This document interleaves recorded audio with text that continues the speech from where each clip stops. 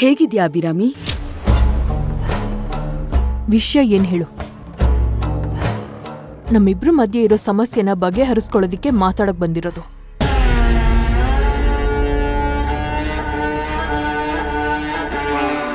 ಆಯ್ತು.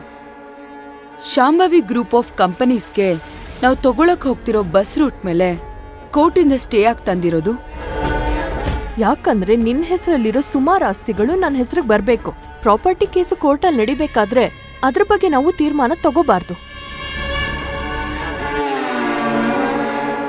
ಹೌದಾ? ಯಾವ ಆಧಾರದ ಮೇಲೆ ನನ್ ಪ್ರಾಪರ್ಟಿ ಮೇಲೆ ನೀನ್ ಕೇಸ್ ಹಾಕಿರೋದು? ವಿಷಯ ಗೊತ್ತಿಲ್ಲದೆ ಯಾರ್ದೋ ಕೆಲ್ಸಕ್ ಬಾರ್ದವ್ರ ಮಾತೆಲ್ಲ ಕೇಳ್ಕೊಂಡು ಕೇಸ್ ಹಾಕಿದ್ಯಾ?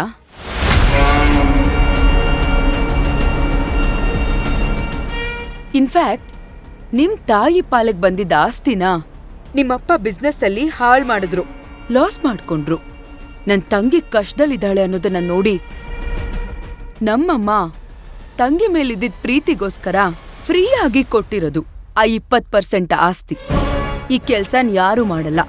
ನಮ್ಮಮ್ಮ ತಂಗಿ ಪಾಪ ಚೆನ್ನಾಗಿರ್ಲಿ ಅಂತ ಪ್ರೀತಿಯಿಂದ ಮಾಡಿರೋದು.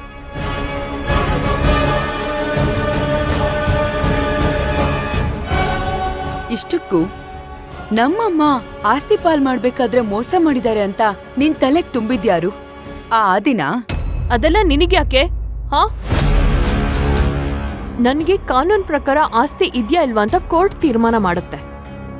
ನಾವ್ ಕೊಟ್ಟಿರೋ ಡಾಕ್ಯುಮೆಂಟ್ಸು ವ್ಯಾಲಿಡ್ ಇದ್ರೆ ಅದು ಕೋರ್ಟಿಗೆ ಸತ್ಯ ಅನ್ಸಿದ್ರೆ ತೀರ್ಪು ನಮ್ ಪರವಾಗಿ ಆಗತ್ತೆ, ಇಲ್ಲ ನಿನ್ ಪರ ಆಗತ್ತೆ.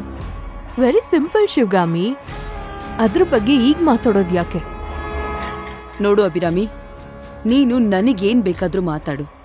ಅದ್ರಿಂದ ನನಗೆಷ್ಟೇ ಹರ್ಟ್ ಆದ್ರೂ ನನ್ ತಂಗಿ ಅಂತ ನೋಡ್ಕೊಂಡು ಸುಮ್ಮನಿರ್ತೀನಿ.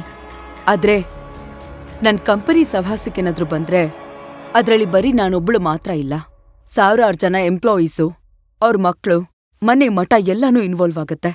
ನೀನ್ ಮಾಡ್ತಿರೋ ಕೆಲ್ಸಗಳಿಂದ ಅವ್ರಿಗೇನಾದ್ರೂ ತೊಂದ್ರೆ ಆದ್ರೆ ನಾನ್ ಸುಮ್ನೆ ಇರಲ್ಲ.